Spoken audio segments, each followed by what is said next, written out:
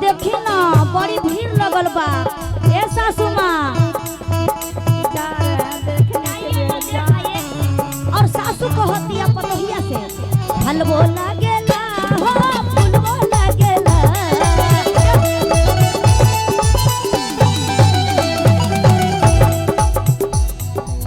हटी हटी हटी आ छोड़ तनी रहा और हाँ वजह सुमन दीदी हाँ आप लोग एक आध सर थोड़ा खड़ी हो जाता थोड़ा सा एक मिनट थोड़ा सा ऐसे ना रमेश भैया तनी ध्यान देवे के बा। अब आप लोग थोड़ा झूम के हलवो लागेला हो फुलवो लागेला। फुलवो लागेला हो फुलवो लागेला।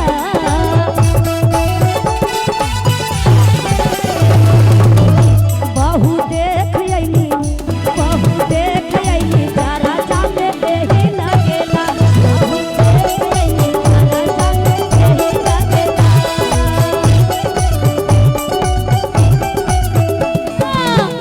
वाह क्या बात अरे दिया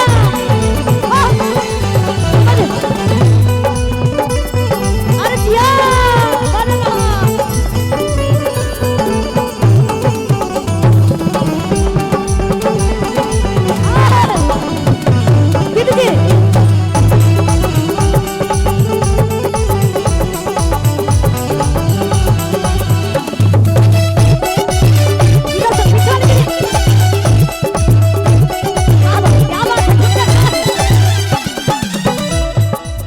और कहनी ए ननद जी तनी जाई न बड़की सुमन दीदी ही और छोटकी सुमन दीदी है जानकी दीदी ही और भैया की हाँ ए जी ए ननद जी हेलो ना बोला तारे कहो तारे नंदिया कहो जइया कहतिया नंदिया की कि तनी जाई जी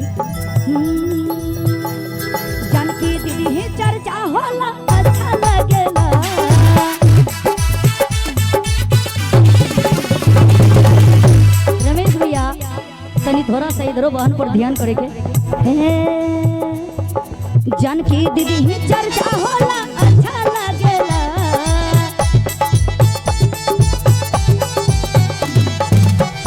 नन दो देख आबा चारा जामे काका लागेला। नन दो देख आबा चारा जामे काका लागेला। नन दो देख आबा चारा जामे काका लागेला।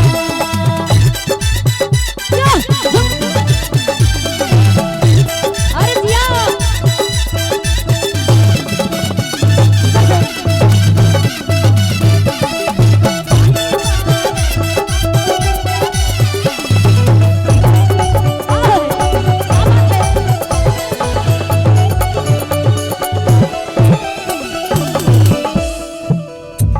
नंदिया कहती है भौजैया से भाभी जी कुछ न लगेला सुनी मिश्री लगेला हो बदहो लगेला।